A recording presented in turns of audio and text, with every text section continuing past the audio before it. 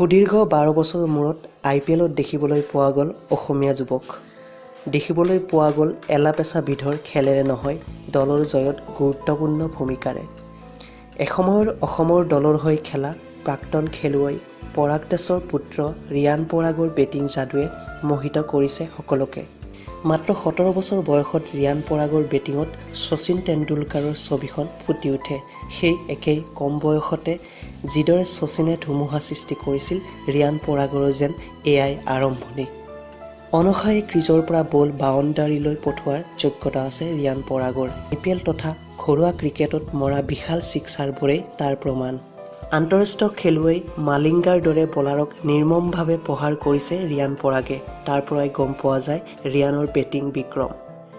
IPL ক্ৰিকেটৰ ইতিহাসত প্ৰথমবাৰৰ বাবে খেলিবলৈ সক্ষম হোৱা ৰিয়ান পৰাগে প্ৰতিটো সুযোগে সদ্ব্যৱহাৰ কৰিছে। আৰু এনেকৈ যদি ৰিয়ানে পিছৰ খেলসমূহ খেলিবলৈ সক্ষম হয়, তেন্তে বেছিদিন নাই ৰিয়ানৰ বেটিং যাদু ভাৰতীয় দলতো দেখিবলৈ পাব প্ৰতিজন অসমীয়াই। সাধাৰণতে দেখিবলৈ পোৱা শান্ত স্বভাৱৰ ৰিয়ানে খেলৰ সময়ত এগ্ৰেছিভ হৈ উঠে, যিটো গুণ এজন ভাল খেলুৱৈৰ গাত সদায়ে দেখিবলৈ পোৱা যায়। সেয়া শচীনে হওক, ধোনীয়ে হওক। আণ্ডাৰ-19 ৱৰ্ল্ড কাপত বিজয়ত গুৰুত্বপূৰ্ণ ভূমিকা গ্ৰহণ কৰিছিল ৰিয়ান পৰাগে। তাৰ ফলস্বৰূপে IPLত ৰাজস্থান ৰয়েলছে 20 লাখ টকাৰ বিনিময়ত ৰিয়ানক কিনে। IPLত ৰাজস্থান ৰয়েলছৰ হৈ খেলা ৰিয়ানে 43-47ৰ দুটা ইনিংছেৰে দলৰ বিজয়ত গুৰুত্বপূৰ্ণ ভূমিকা গ্ৰহণ কৰিছে। 20 অভাৰৰ খেলত কম বলত 40ৰ ওপৰত ৰান কৰাটোৱে ৰিয়ানে যে এজন ভাল বেটছমেন তাৰেই প্ৰমাণ।